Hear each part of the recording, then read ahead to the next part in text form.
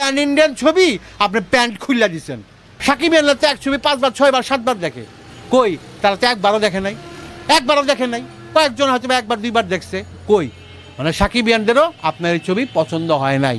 পুরা ছবি নকল, পুরা ছবি নকল নকল নকল নকল নকল, শুধু কথা বলার বা গল্প বলার ভঙ্গিটা ভিন্ন, একটু এদিক সেদিক করা হয়েছে, বাট আসল টুইস্ট যেটা সেটাই তো নকল।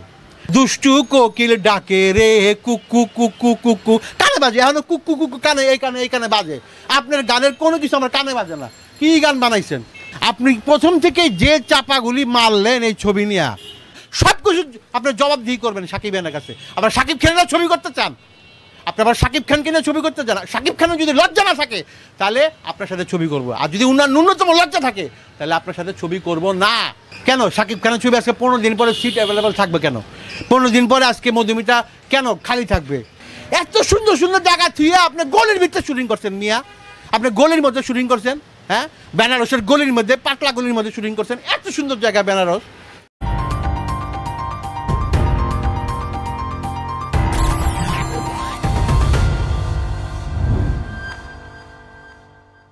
হ্যালো ভিউয়ার্স, কেমন আছেন আপনারা? ভালো আছেন তো? আজকে কয় তারিখ জানেন তো? 29শে নভেম্বর, যেই দিন দরদ প্যান ইন্ডিয়ান ছবি ইন্ডিয়াতে মুক্তি পাইব। বুঝেন নাই কথাটা? আজকে কয় তারিখ? 29শে নভেম্বর। কথা কি ছিল? আজকে প্যান ইন্ডিয়াতে আমাদের প্রথম প্যান ইন্ডিয়ান ছবি মুক্তি পাইব। মুক্তি পাইছে? পাইছেনি ভাই? পাইছে? আপনার আমার যারা অডিয়েন্স আছে আমরা একটু জানান তো, খোঁজ খবর লইয়া। আমি তো আবার অত খেয়াল রাখতে পারি না। হ্যাঁ, আপনি একটু জানেন তো আজকে মুক্তি পাইছে কিনা, কই কই মুক্তি পাইছে। কলকাতা, তারপর হায়দ্রাবাদ, চেন্নাই, হ্যাঁ কেরালা, সব ভাষাই তো না প্যান ইন্ডিয়া, মানে 5টা ভাষা। কলকাতায় বাংলা, ওদিকে তামিল, তেলেগু, সব ভাষাই তো ডাবিং টাবিং করছিল। আমার অরণ্য মামুন আঙ্কেল বলছিল, ঠিক আছে? তো মুক্তি পাবার কথা নাকি? মুক্তি তো পাবার কথা নাকি? প্যান ইন্ডিয়ান ছবি, বুঝেন নাই? আমি সেই প্রথম দিন থেকে বলতেছি যে এটা একটা যৌথ প্রযোজনার ছবি, কো প্রোডাকশনের ছবি। আপনি কেন এত চাপাবাজি করতে গেলেন মামুন সাহেব? হ্যাঁ, আপনি প্রথম থেকে যে চাপাগুলি মারলেন এই ছবি নিয়ে, মানে আর বলার কিছু নাই। আপনি সাকিব খানগজিয়া রেজিস্ট্রেশন কমপ্লিট করলেন, একটা বিশাল বড় মানে কি স্টেডিয়ামে আপনি অনুষ্ঠানের আয়োজন করবেন দরদ মুক্তির আগে। আমি আপনাকে বলছিলাম, আমার পুরানো ভিডিও, অডিয়েন্স যারা ফলো করেন আমার ভিডিও, আমি বলছিলাম আমার কিশোরগঞ্জে শোলাকিয়া ময়দানে চলে যান, যেখানে ঈদের জামাত হয়, এইখানে একটা আয়োজন করেন।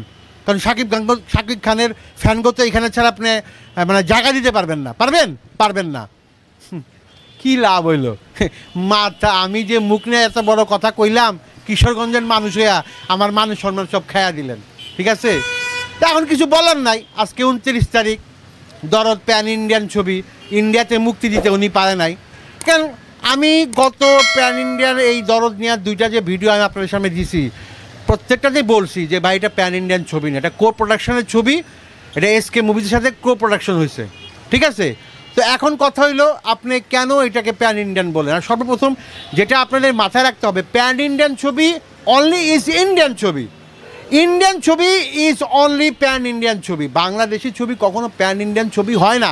আপনি বলতে পারেন যে বাংলাদেশি একটা ছবি আমি বানাইছি, যেটার পুরা শ্যুট করছি আমি ইন্ডিয়াতে, সব কিছু টেকনিক্যাল সাপোর্ট নিচ্ছি ইন্ডিয়াতে, লোকেশন ধরছি আমি ইন্ডিয়াতে, সব কিছু ইন্ডিয়াতে করছি, কইরা ইন্ডিয়ার 5টা ভাষা আমি মুক্তি দিব, যাতে আমি প্যান ইন্ডিয়ান লেভেলে আমি একটা মার্কেট তৈরি করতে পারি, বা সাকিব খানকে একটা পর্যায়ে পৌঁছে দিতে পারি, বা তাকে পরিচিত করা দিতে পারি।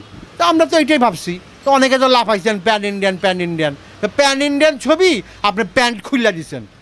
প্যান ইন্ডিয়ান ছবি কয়ে আপনি তো পুরা প্যান্টই খুইলা দিছেন। হ্যাঁ, আপনি কি কাজগুলি করছেন? আপনার এই কর্মকাণ্ডের জন্য কতগুলি মানুষ ক্ষতিগ্রস্ত হয়েছে আপনি জানেন? প্রথমে আসেন হল মালিকদের কথা, তাকে তো মাথায় হাত ভাই।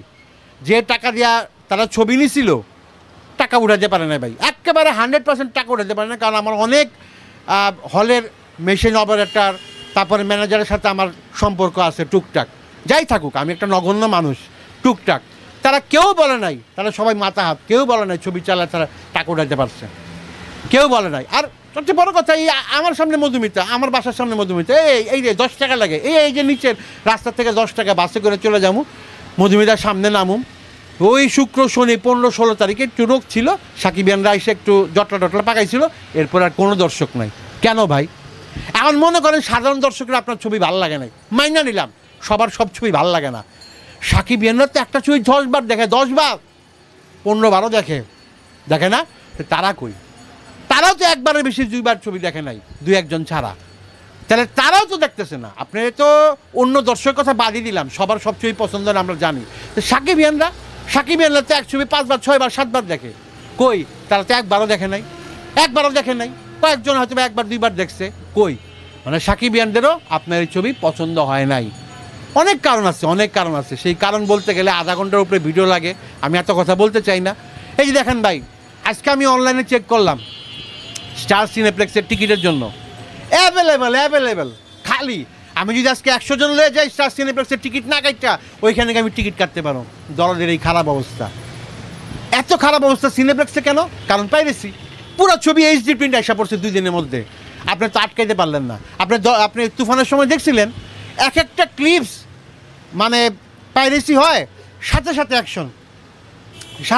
অ্যাকশন।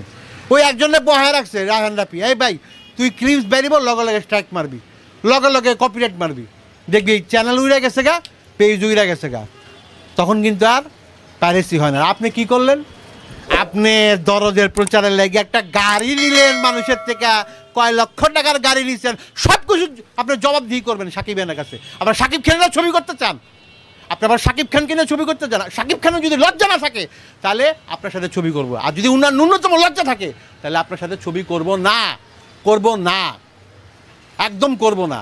সেটা সাকিব খানের ব্যক্তিগত ব্যাপার। তা উনার যদি লজ্জা থাকে তাহলে এই মানুষটার, যার কোনো মেধা নাই, যার খানে মুখের চাপাবাজি আছে, তার ছবি করব। রায়হান রাফি তো কতগুলি ছবি করছে না? সেই পোড়ামন, হ্যাঁ, সেই দহন, তারপরে আরও কত কিছু করলো। সেই আরিফিন ছবি করলো, নিশনের ছবি করলো, হ্যাঁ, কতগুলি ছবি করলো। সব ছবি কম চলছে, বেশি চলছে, সুপারহিট হয়েছে। আর তুফানের কথা বাদ দিলাম, তো সে তো এত চাপাবাজি করে না। আপনার তো চাপাবাজি শিখলেন করতে গা ভাই, ছবি তো বানাতে পারেন নাই, বানাইছেন নকল কাহিনী। আমি যদি বলি নকল, আজকে আমি বলে দিই, লিপস্টিক মুক্তি পাইছে না গত ঈদে? আমি তো দেখছি লিপস্টিক। না, কে ছিল? আদর আজাদ, যাকে অনেকে চিনে না। সেইখানে যদি আদর আজাদ না থাকে সাকিব খানের মতো সমকক্ষ কোনো নায়ক সেই লিপস্টিকে অভিনয় করতো, তাহলে সেই লিপস্টিক দেখার পরে এই দরদ আজকে ওই যে বলতেছে না যে 1 কোটি না 2 কোটি টাকার ব্যবসা করছে সিনেপ্লেক্সে, 50,000 টাকা ব্যবসা করতো না, 50,000 টাকা। কারণ পুরা ছবি নকল। শুধু কথা বলার বা গল্প বলার ভঙ্গিটা ভিন্ন, একটু এদিক সেদিক করা হয়েছে, বাট আসল টুইস্ট যেটা সেটাই তো নকল। এখন আপনি একটা কাহিনী নিলেন, যেই কাহিনীকার হোক, কাহিনীকারের নাম আর বললাম না, ঠিক আছে? কাহিনীকার আমার খুব পরিচিত, কাছের মানুষ, তো তারও আমি আর অসম্মান করতে চাই না, বাট তারও 2টা কথা বলতে চাই। এখন যে কাহিনীকার, সে এক কাহিনী 2 জনের কাছে কেমনে দিল? এটা কি সম্ভব? 2 জনের কাছে কাহিনী দিয়ে দিব কেন ভাই? আপনার এতই টাকার অভাব যে আপনি 2 জনের কাছে কাহিনী বেচবেন, একই কাহিনী বেচবেন, আর বলবেন যে আপনি একটু ঘুরায় ফিরে শ্যুট করেন? কেন ভাই, কেন? ওয়াই? আর আপনারা যখন কাহিনী নেন তখন এতটুকু শিওরা নিতে পারেন না যে ভাই এই যে কাহিনীটা আপনারা লিখে দিচ্ছেন এটা কি অথেন্টিক, এটা কি এই একটাই কাহিনী, না এরকম কাহিনী আরও আর এক জায়গায় সেল করছেন? 2 দিকেই কিন্তু ব্যাপার আছে। আপনারা ওই এত বড় কাহিনীকার, তার সে একটা কাহিনী লিখে দিব, আপনি একটা ছবি বানা ফেলেন, তা তো হইব না ভাই। আপনার তো মানে দেখে নিতে হইব না, বিচার বিশ্লেষণ করতে হইব যে এই কাহিনীটা আর কোনো ছবি হয়েছে কিনা। তো আদর আজাদ এই যে নেকা কান্না কানছিল একটা ভিডিওতে আইসা, জয়ের ভিডিওতে আইসা, তার কথাই তো সত্য, তার ছবির সাথে তো কাহিনী মিলে। তা আপনি 1 কোটি টাকা দিয়েছেন, মামুন সাহেব আপনি 1 কোটি টাকা দিয়েছেন, আপনি বড় বলি মারেন 1 কোটি টাকা, 1 কোটি মুখে যেটা বলবেন সেটা মিন করবেন। আপনি আদর আজাদকে 1 কোটি টাকা অ্যাকাউন্টে পাঠান, আমার কথা বাদ দেন, আমি তো ধরেই দিছি। আপনি আদর আজাদকে 1 কোটি টাকা পাঠান, তারপরে বলেন যে না আমার ভাই ভুল হয়ে গেছে, আমার তো কাহিনী মিল খায়, ঠিক আছে? আপনি এত সুন্দর জায়গায় গেলেন, বেনারস, জীবনে যাইতে পারি নাই, আর যাইতে পারুন কিনা জানি না, এত টাকা তো নাই ভাই। এত সুন্দর জায়গা থুয়ে আপনি গলির ভিতরে শুটিং করছেন মিয়া, আপনি গলির মধ্যে শুটিং করছেন, হ্যাঁ, বেনারসের গলির মধ্যে, পাটলা গলির মধ্যে শুটিং করছেন। এত সুন্দর জায়গা বেনারস, মানুষের দেখি স্বর্গ কয় বেনারসে, আমরা তো যাইতে পারি না, আমার টাকা পয়সা নাই। আপনি গেছেন, আপনার ক্যামেরার চোখ দিয়েছেন, আমরা দেখুন এত সুন্দর সুন্দর জায়গায় শাকিব খান ঘুরতেছে ফিরতেছে, নায়িকার সাথে রোমান্স করতেছে, আর আপনার চিপা গলির মধ্যে ঢুকাই দিয়েছেন নায়ক নায়িকারে। হে মিয়া, আপনি কি বাজেট পান নাই? লিপু ভাইয়ের সব টাকা তো খেয়াল আছেন, লস তো আপনার না, লস তো প্রযোজকের। এই ছবির বাজেট 8 কোটি 8.5 কোটি, জানি না সত্য মিথ্যা জানি না, যে কোটি টাকাই হোক উনি হয়তো বা উঠাইবো, এদিক সেদিক করে উঠাইবো, ওটিটি রাইটস বেচবো, ইউটিউবে আর্নিং হইব, প্রাইভেট চ্যানেলে দিব, ডিশের চ্যানেলে দিব উনার টাকা টুডে টুমোর উঠে যাব। বাট এটা তো কথা ছিল না। আমরা আশা করছিলাম কি, সাকিবের না কী বলছিল যে তুফান 50 কোটি টাকা হয়েছে, এটা আমরা 50 কোটি টাকা বেশি ব্যবসা করে দেখাবো। প্যান ইন্ডিয়ান ছবি, বুঝেন না, মানুষের আশাটা তো বেশি থাকতেই পারে, বাট আপনার সব ঘুরে বালি। আর আজকে 29 তারিখ, গতকাল আমি একটা ভিডিও দেখতেছিলাম, এই পার্শ্ববর্তী আমগো আপার আর কি, হ্যাঁ, আমি ওনাকে দিদিই বলি, তো উনিও কালকে মানে মোটামুটি অনন্য মামুনের ধুয়ে দিয়েছে যে আমরা বৈশা রয়েছি ছবি দেখার জন্য, আর প্যান ইন্ডিয়ান লেভেল তো ছবি মুক্তি দিলেন না। এখন আপনি যদি আজকে কন ভাই আমি 1 সপ্তাহ পরে ইন্ডিয়াতে মুক্তি দিব, 1 সপ্তাহ পরে আপনি হল পাইবেন, পুষ্পা 2 তো সব হল হয়ে গেছে গা, আপনি পাইবেন, হ্যাঁ, এরকম আবুল তাবুল কথাগুলো হইব। আচ্ছা ধরেন পরের সপ্তাহে মুক্তি দিলেন না, ভাই আমি ডিসেম্বরের 20 তারিখের পরে মুক্তি দিব। আরে বেটা ডিসেম্বরের 20 তারিখে তো দেবের খাজান মুক্তি পাইব, আপনার ছবি লইব? হ্যাঁ মি আপনার ছবি লইব, দেবের ছবি থেকে আপনার ছবি লইব, এরপরে তো পুষ্পা 2 চলতেই থাকবো। পুষ্পা 2 যে রিভিউ যদি পজিটিভ হয় 6 মাসও নামবো না, আপনার হল পাইবেন। তাহলে আপনি কিনলেই করলেন প্যান ইন্ডিয়ান ছবি, এত চাপাবাজি কেমনে করলেন কন? আপনি গানটি বানাইছেন, একটা গানও মনোপুত না, একমাত্র ওই যে ইমরানের গান ছাড়া কোনো গান আমার মাথায় বাজে না, কানে বাজে না, যেমন দুষ্টু কোকিল ডাকে রে কুকু কুকু কুকু, কানে বাজে, এখন কুকু কুকু কানে এই কানে বাজে। আপনার গানের কোনো কিছু আমার কানে বাজে না। কী গান বানাইছেন? কানে বাজে না। গুনগুন করে কেউ গায় না, হ্যাঁ, গুনগুন করে কেউ গায় না। এখন আপনার চাপাবাজিটা কম কইরা আপনার কাজের প্রতি মনোযোগ দেন। আপনার উপর তো আমার সবসময় অনেক ভরসা, কেন জানেন?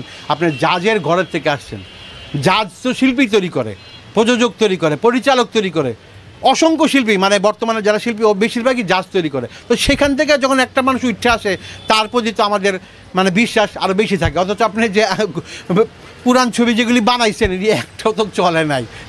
সাকিব খানের LLB বানায় যে কী তেলেসমাতি দেখাইছেন, এটা সবাই জানে, সাকিবের না জানে, আমি আর কী কমু।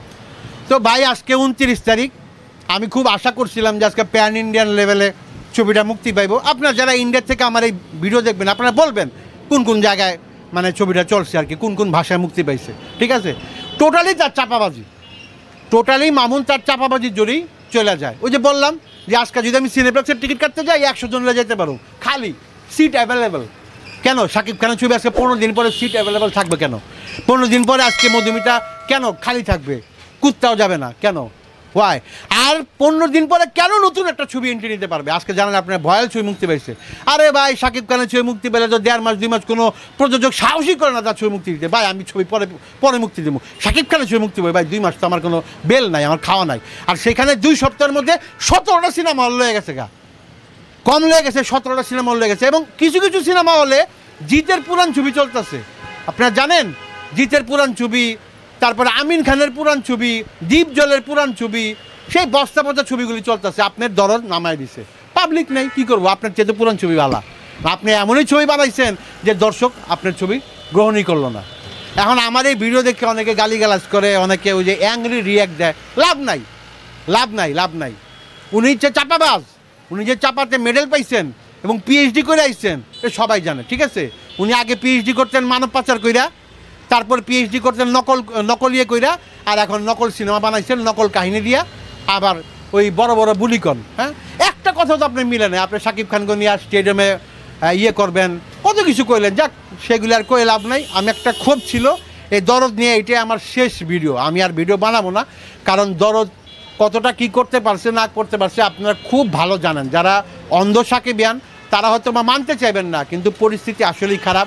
না হলে 15 দিনের মাথায় আজকে ভয়ালের মতো একটা ছবি, যেটাতে কোনো স্টারই নাই, কোনো কেউ নাই, কোনো পরিচিত কেউ নাই। আমি 10 জন জিজ্ঞেস করি, 10 জন কেউ ভাই এই ইরফান সাজ্জাদ কেটা, কোত্থেকে আইছে, এটা কি আমগো গ্রামের কেউ, এই কথা কইব। তার ছবি 17টা হল পায়, কী কারণে? ওই আপনার ছবির জন্য নাই। অথচ সাকিব খানের ছবি 2 মাস এমনিই চলার কথা, তার নামই চলার কথা। আপনার সাকিব খানের নাম মান সম্মান সবই ডুবাই দিচ্ছেন কিচ্ছু নাই আর।